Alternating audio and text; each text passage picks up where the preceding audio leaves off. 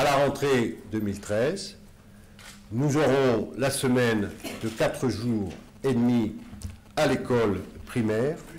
L'éducation nationale sera la priorité budgétaire de ce quinquennat, non seulement pour le triennal que nous avons déjà discuté, 3 ans, mais pour l'ensemble du quinquennat. L'éducation nationale ne sera pas la variable d'ajustement budgétaire, d'aléas économiques qui peuvent frapper le pays. On est le seul pays au monde à avoir une semaine de 4 jours. Ça, c'est un point particulièrement important.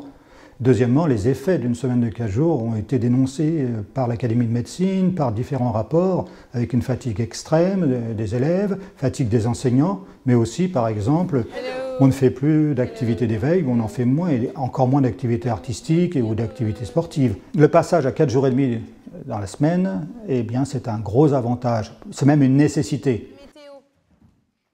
La journée de 5 heures était indispensable, 5 heures à la place de 6 heures. Donc pourquoi? Parce que nous sommes le seul pays en Europe à avoir des journées aussi lourdes. Donc à partir de là, cette journée de 5 heures allège le temps scolaire, mais en même temps permet une activité socio-éducative, une activité culturelle après ces 5 heures.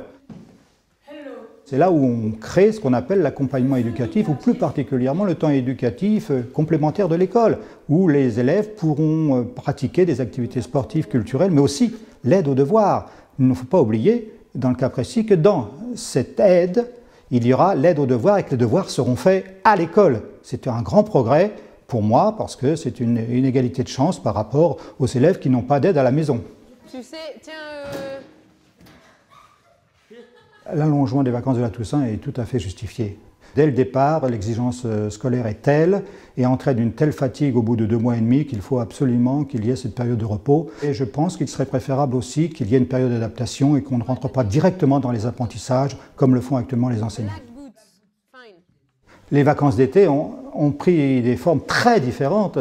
Entre 55 et 59, vous aviez 3 mois de vacances d'été avec une seule zone. Et puis en 1980-1982, vous aviez 23 calendriers scolaires. Actuellement, le problème des vacances d'été a été évacué par le président de la République et par le Premier ministre, et je pense qu'ils n'ont pas tort.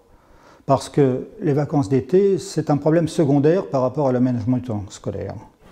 La priorité de l'aménagement du temps scolaire, c'est la journée et la semaine, et les vacances d'été seraient plutôt une variable d'ajustement.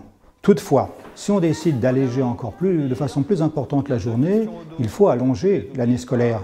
Donc à ce moment-là, réduire les vacances d'été.